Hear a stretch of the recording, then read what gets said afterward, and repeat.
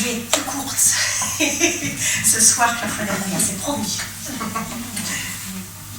Souvenez-vous, on fait un petit récapitulatif des 2 dernières fois, très rapide. Souvenez-vous de cette bonne nouvelle, hein, vous vous souvenez le ciel ouvert, où Jésus qui a pris notre humanité pour nous partager sa divinité, eh bien ouvre le ciel, ouvre le chemin vers le Père. C'est notre quotidien, c'est là maintenant. C'est pas un jour, c'est là maintenant. Alors, vous ne me répondez pas, hein, mais la fois dernière, c'était sur la vie intérieure, sur Jésus qui frappe à la porte de notre cœur. Hein. Est-ce qu'on a trouvé le temps de prendre du temps avec le Seigneur dans ce mois passé? Est-ce qu'à la messe, on a un peu plus habité le silence qui nous est proposé après la communion? Est-ce qu'on a pu mieux goûter la présence de Dieu dans notre quotidien? Voilà. Aujourd'hui, on fait un pas de plus, et le thème d'aujourd'hui, c'est la parole de Dieu. Quand on fait allusion à la parole de Dieu, bah, ça veut dire qu'on a un Dieu qui parle. Ça a l'air tout bête comme ça. Mais c'est assez étonnant. À la fin des lectures à la messe, hein, on proclame « Parole du Seigneur » et l'Assemblée répond « Nous rendons grâce à Dieu ». Et après l'évangile, le prêtre, le diacre, il brandit le lectionnaire et il dit « Acclamons la parole de Dieu ». Et on répond « Louange à toi, Seigneur. Jésus, tiens donc.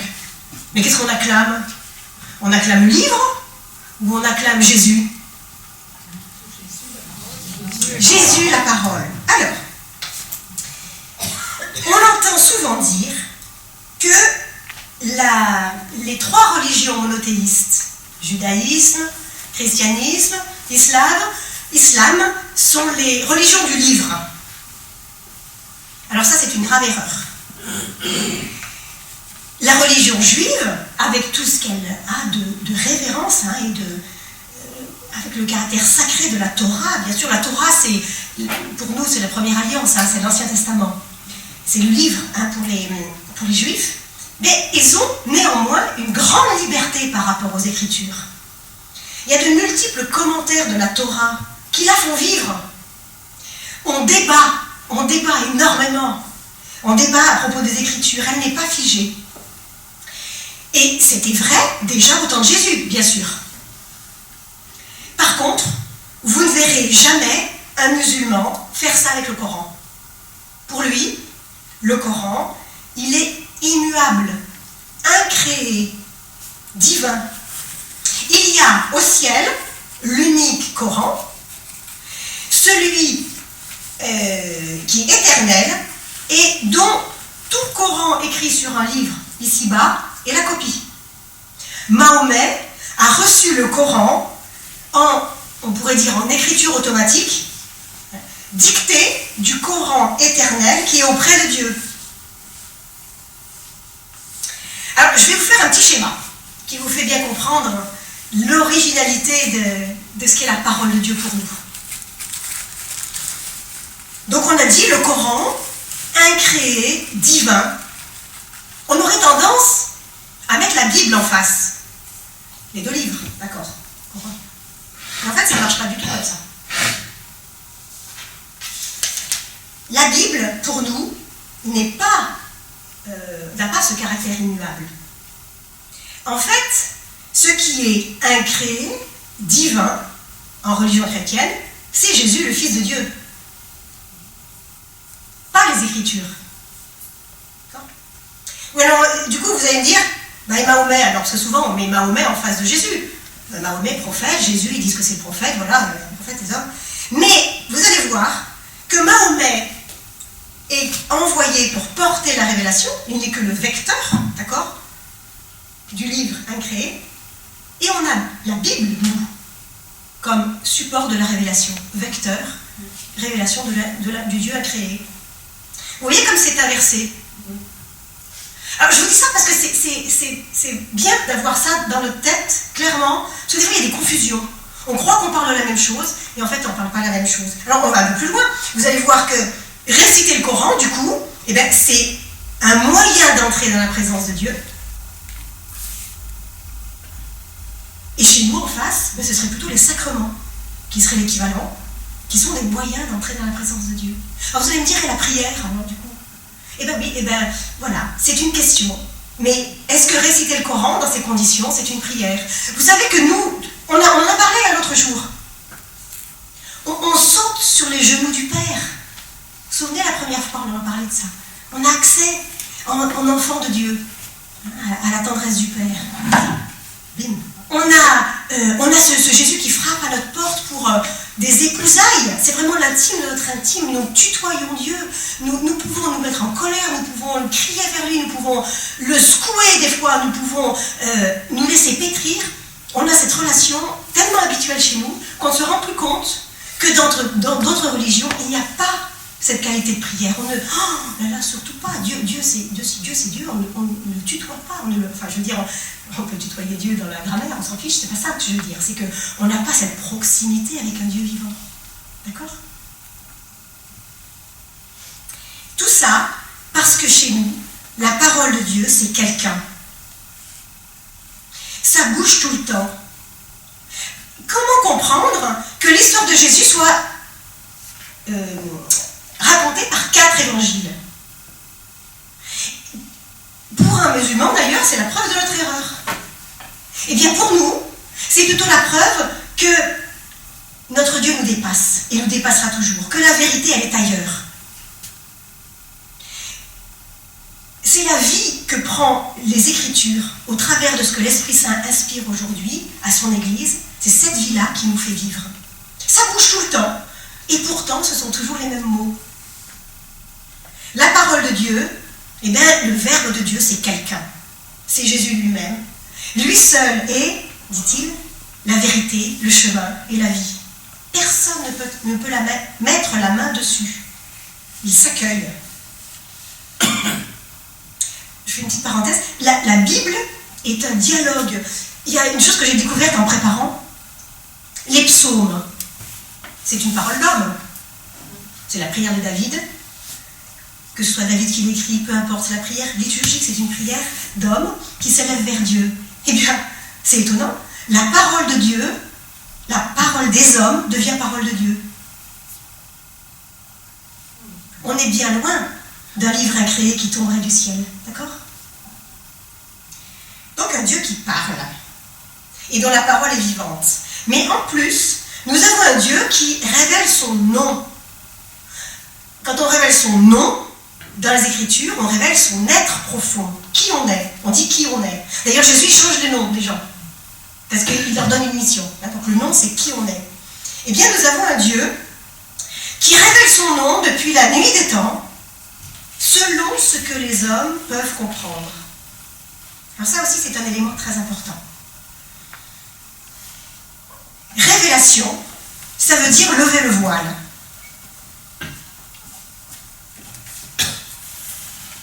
Voilà. Je lève le voile. Tout à l'heure, on le lèvera un peu plus. Bonsoir. Lever le voile, révélation. Eh bien, ça veut dire que c'est progressif, cette levée du voile. Alors, il y a une réalité. Là-dessous, on ne voit pas ce que c'est. Voilà, c'est caché. Une réalité qui est cachée. Et je ne vois qu'une partie aujourd'hui, parce que le voile est levé comme ça. Demain, ça ira plus loin. Et puis toi, si tu as une autre révélation, tu vas m'en dire un peu plus de ce que tu vois toi de ton côté. Hein, d'accord? Ça marche comme ça.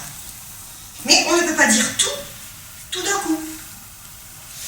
Parce que, imaginez-vous, je vais prendre l'exemple, imaginez-vous un débat sur le genre à l'époque des hommes de Cro-Magnon. Ou imaginez-vous un débat sur la démocratie dans une tribu anthropophage. Ben, c'est pas possible. C'est juste pas possible.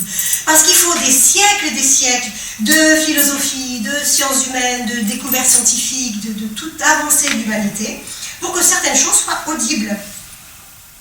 Eh bien, pour Dieu, c'est pareil. Vous vous souvenez? Ce ciel ouvert. Eh bien, cette révélation de cette proximité d'un Dieu qui se tue à nous dire de ne pas avoir peur de lui, c'était juste pas audible au début des Écritures. Dieu se révèle progressivement en tenant compte de ce qu'est l'homme au fil des siècles. D'accord?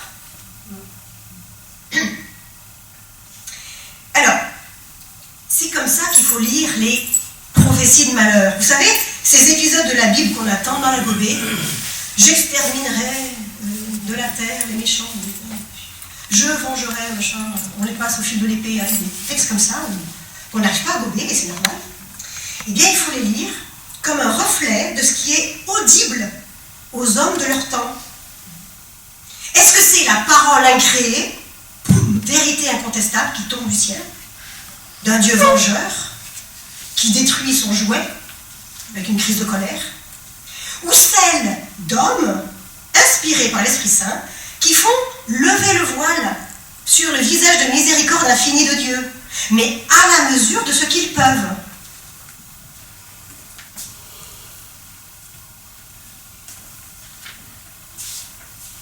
Au fil des siècles. Alors vous avez plein d'exemples comme ça.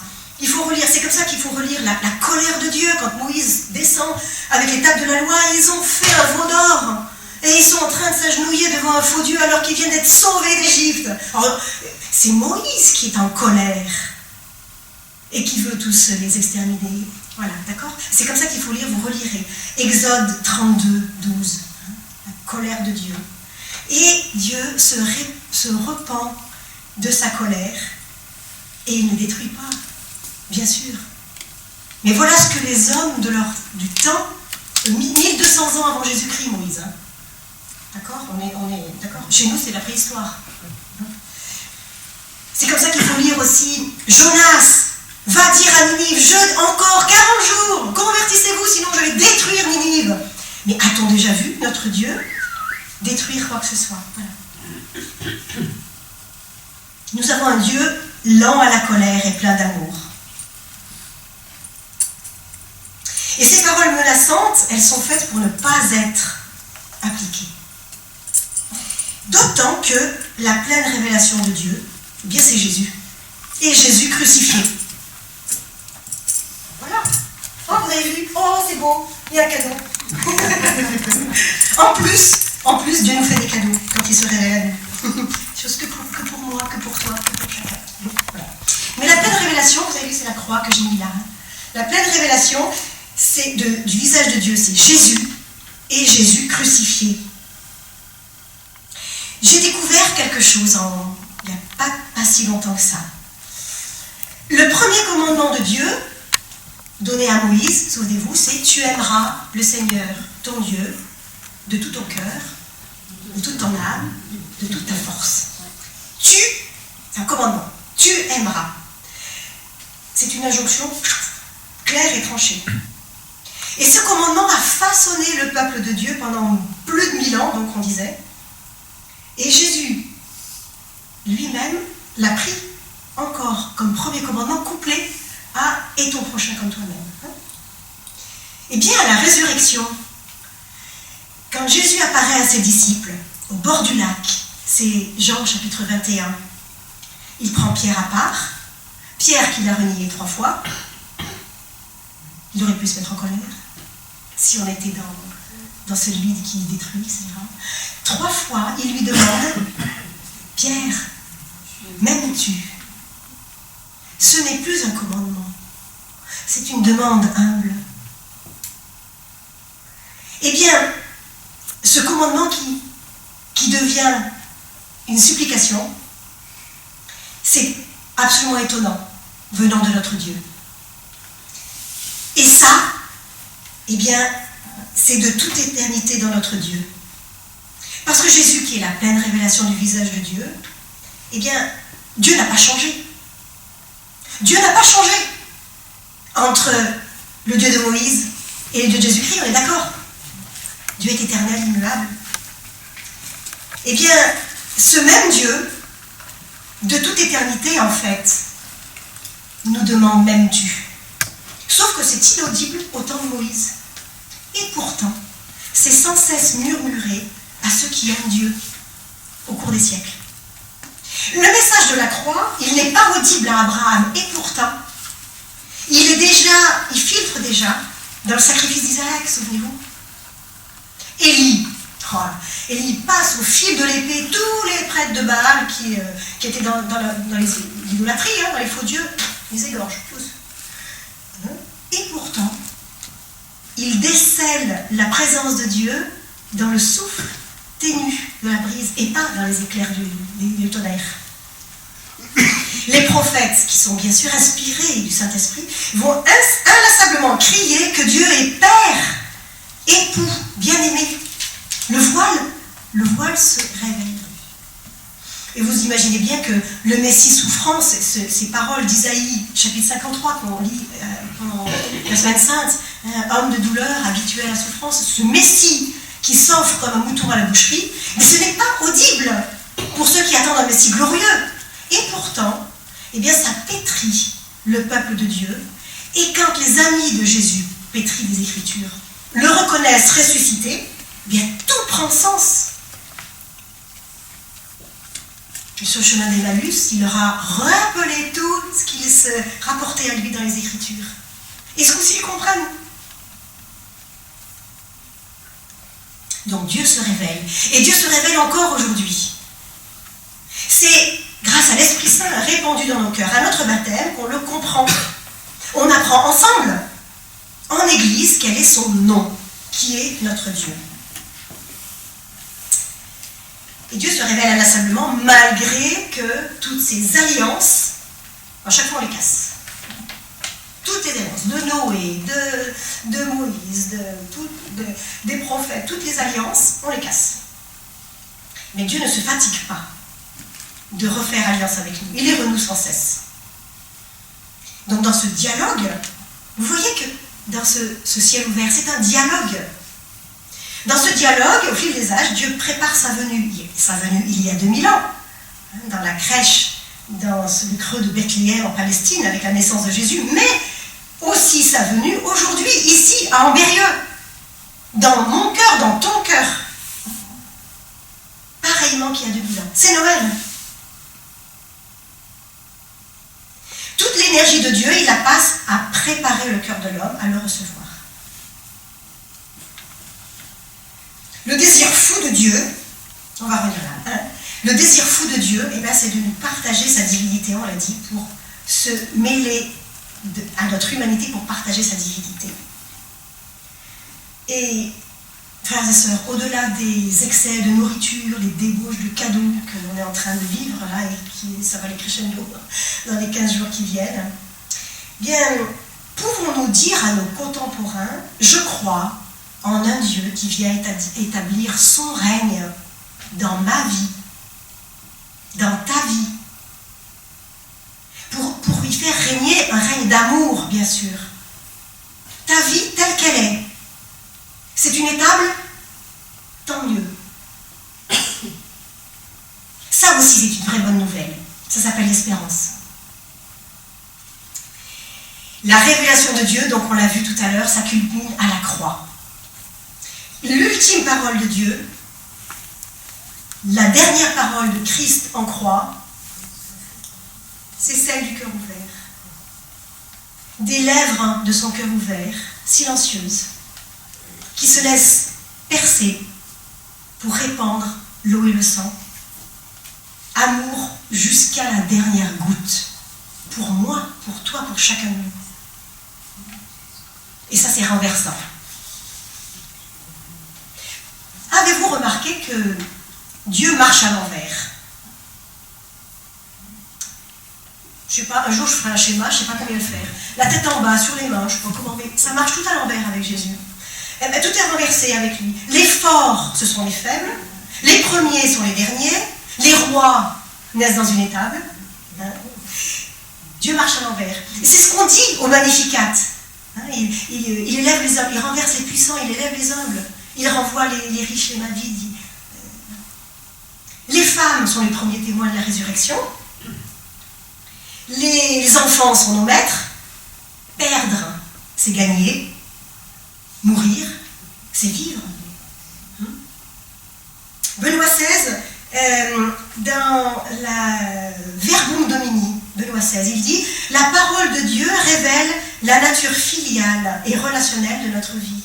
Nous sommes vraiment appelés par grâce à nous conformer au Christ. le Fils du Père, et à être transformés en lui. Vous connaissez cette parole en Isaïe 55, verset 10.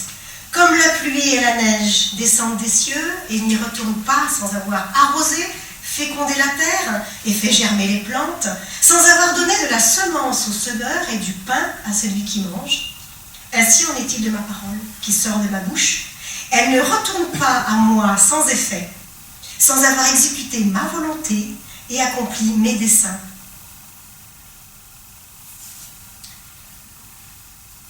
Cette parole qui nous façonne. À la messe, on a l'habitude de dire que nous sommes invités à 3 tables. La table de l'Eucharistie, bien sûr, mais aussi la table de la parole et la table du frère. Peu à peu, la parole nous transforme. Et nous devons, mais uniquement si nous le demandons à Dieu. Mais la parole nous transforme. Elle nous rend capables de marcher à notre tour la tête à l'envers. Toutes nos valeurs vont être renversées. C'est les béatitudes aussi, bien sûr. Parce que c'est une semence de vie qui transforme ce monde en profondeur. Elle nous rend capables de vouloir ce que Dieu veut.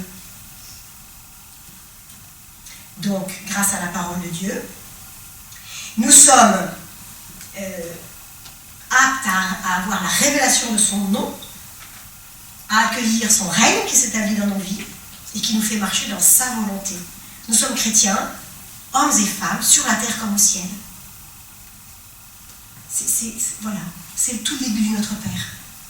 Le début de Notre Père, il nous fait happer par ce tourbillon du ciel ouvert. Et Marie, notre compagne à chaque fois, et Marie, nous disent les Écritures, elle gardait tous ces événements dans son cœur. Elle les méditait. Marie, elle est pétrie de la Torah, bien sûr, et elle apprenait les Écritures en berçant Jésus, comme toute femme juive, qui apprenait par cœur tous les psaumes, tous les commandements, Et nous, qu'est-ce que nous savons par cœur? Tiens, un exercice. Est-ce que là, comme ça, spontanément, il y a un verset, une parole de l'Écriture qui vous vient au cœur? Tiens, quelque chose que vous aimez vous dire. Chaque jour suffit sa peine. À chaque jour suffit sa peine.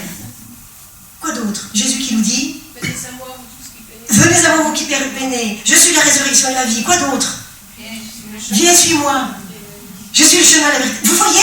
Oh, voilà. Parce que je vous prends à froid, là. Mais vous voyez, on est plein de choses. Je suis le bon berger. On en a plein de choses comme ça. Eh bien, apprenons, mémorisons. Alors, on a un bel outil qui s'appelle la gestuation de la parole. Quelques-uns le connaissent. Qui nous font apprendre par cœur des versets entiers, des évangiles, des morceaux d'évangiles entiers.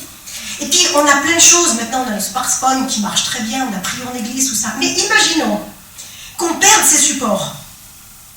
Ou qu'on soit au fond de l'hôpital, dans l'urgence d'une conversation. Eh bien, quelle sera la parole qu'on laissera surgir de notre cœur? Malaxons-la, cette parole de Dieu. Apprenons-la, lisons-la. Moi, je prends un exemple, il y a plein de gens qui sont comme moi.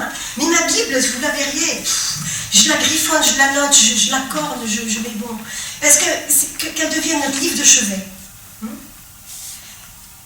Et ceux qui font l'expérience de la faim savent combien il nous faut mâcher et remâcher pour assimiler. Si l'Esprit Saint a mis en nous cette faim de louange, nous saurons mâcher et remâcher les psaumes pour assimiler le sucre de la louange. Saint Jérôme disait que la parole de Dieu, c'est le corps du Christ, la parole de Dieu et le corps du Christ sont également nécessaires à l'âme fidèle. Quand nous communions, nous assimilons le pain de vie, il devient nôtre, et en même temps, c'est le Christ qui nous assimile à sa propre vie, qui nous transforme de plus en plus en lui. Dans cette assimilation par répétition, la parole de Dieu devient nôtre, entretient notre vie, alimente notre prière. Et en même temps, elle nous transforme, nous pétrit une âme de louange qui devient capable de parler la parole de Dieu comme une langue maternelle. C'est un extrait d'un livre que je vous ai amené là, qui s'appelle « Un cœur qui écoute ». Marie nous aide à parler cette langue maternelle qu'elle possède parfaitement.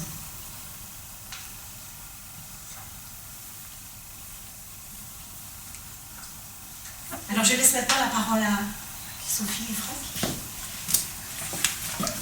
qui nous témoignent de la richesse de la parole de Dieu dans leur vie.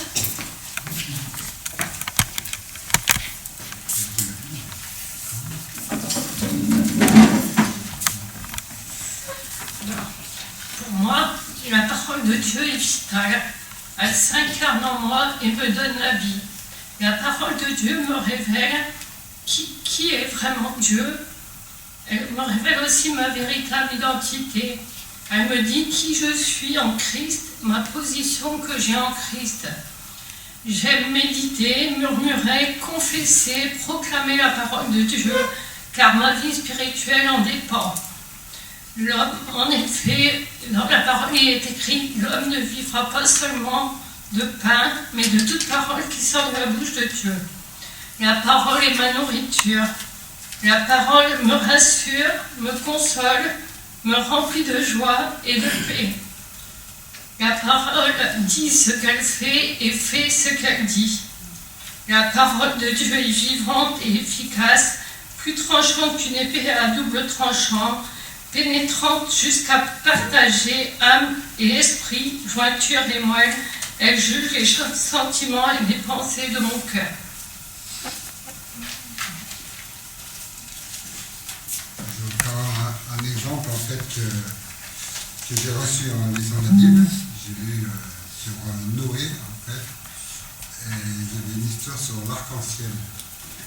Et quand je suis tombé comme quoi le Seigneur faisait l'arc-en-ciel avec l'Alliance, il en faisait l'arc-en-ciel avec l'Alliance, et j'ai vu, c'était l'après-midi, vers 5 heures par là, et ça pleuvait. J'ai dit non, je suis allé dehors pour voir si vraiment il y avait cet arc-en-ciel. Et puis j'ai vu l'arc-en-ciel. Alors je me suis dit, ouais, ça c'est le hasard. Il ne doit pas me parler comme ça, je pense pas. Et le lendemain, j'ai redemandé de voir s'il y avait un arc-en-ciel, si je pourrais voir un arc-en-ciel, pour voir si c'était le hasard ou pas. Et il y avait le lendemain encore un arc-en-ciel. Et puis quelques jours après, ça me tournait comme dans la tête, tout ça. Et un après-midi, vers 5 heures, j'ai dit, si vraiment tu me parles, c'est la vérité, c'est toi qui me parles, Seigneur, fais-moi revoir un arc-en-ciel. Et j'ai revu encore un arc-en-ciel. Alors là, j'ai cru. La troisième fois, j'étais obligé de croire. Ouais, c'est vrai que je ne croyais pas. Au début, j'ai dit c'était le hasard, mais vu que j'avais peut-être la tête un peu dure, c'est bon. Voilà.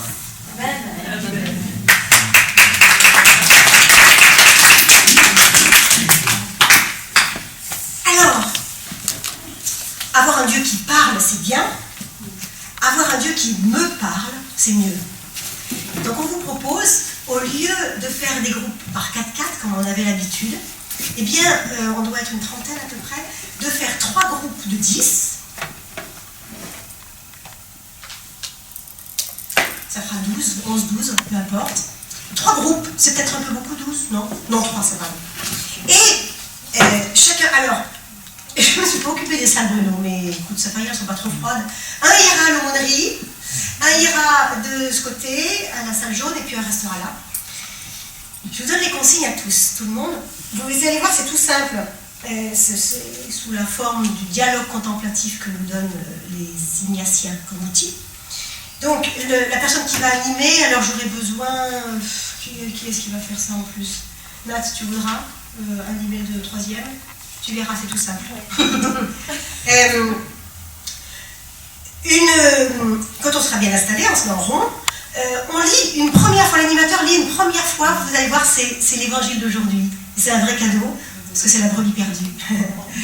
Alors, on va écouter une première fois la lecture, tranquille, en prenant son temps, et on fera un premier tour d'horizon, un partage, où on va juste dire un mot, une phrase, mais ça peut être...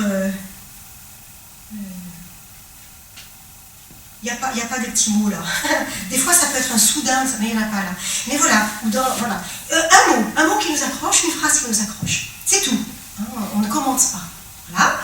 Et enfin, on peut dire juste pourquoi. Hein, voilà, ça m'accroche parce que, c'est tout. On le réentendra une deuxième fois.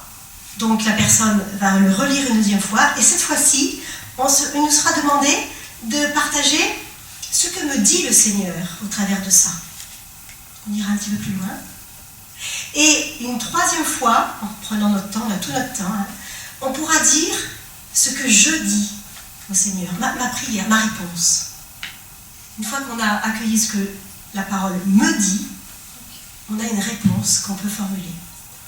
On n'est jamais forcé de parler, hein, on ne va pas vous mettre le couteau là, mais on s'édifie les uns les autres, donc c'est toujours bon d'oser une parole.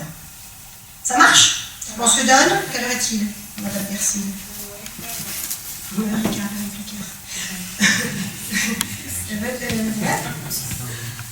Ben, 21h40, une bonne nuit.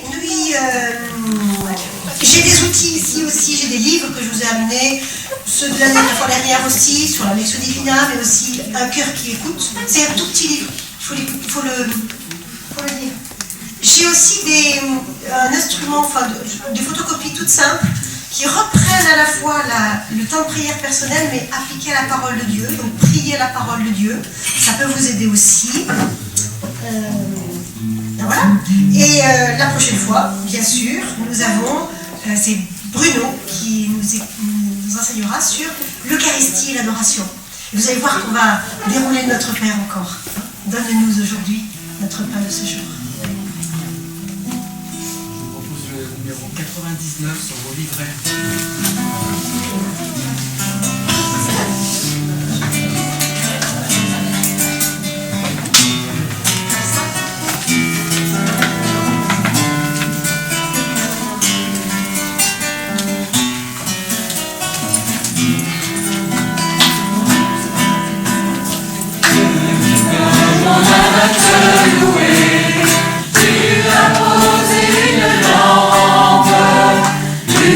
Lumière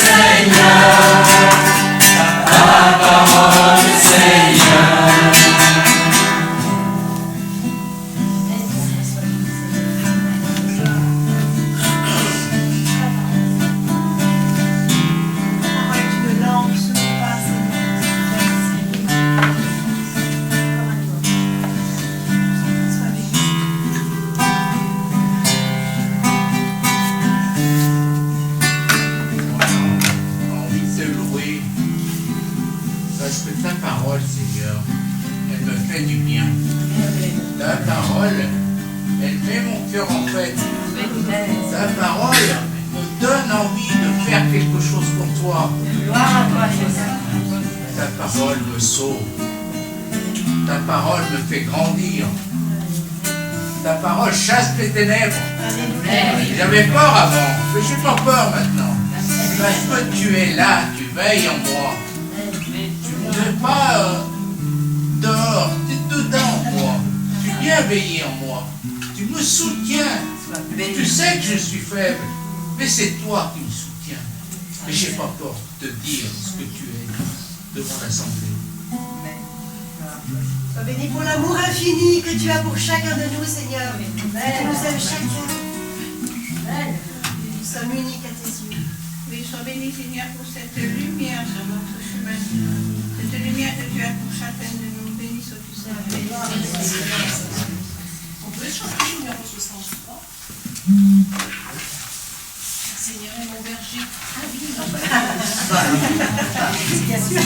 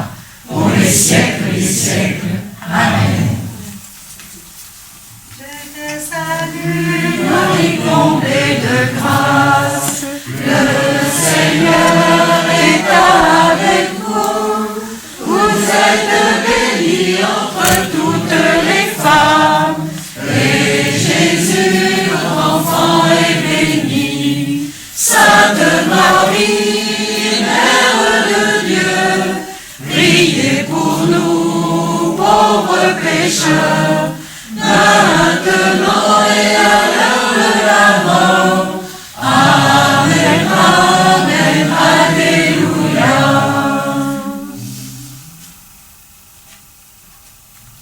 donner la bénédiction du Seigneur.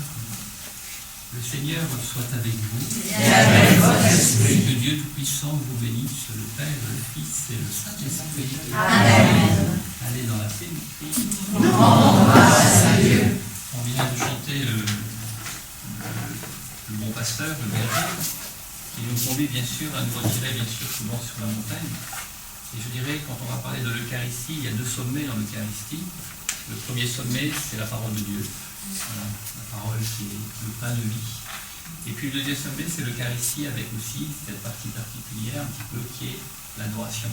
Et simplement pour information, dans la nuit de samedi à dimanche, dans cette même salle qui a été transformée en chapelle, il y a une nuit d'adoration comme on le fait chaque année ici, dans Berry aussi, pendant le temps d'avant comme pendant le temps du carême et surtout à l'approche de la semaine sainte. Voilà.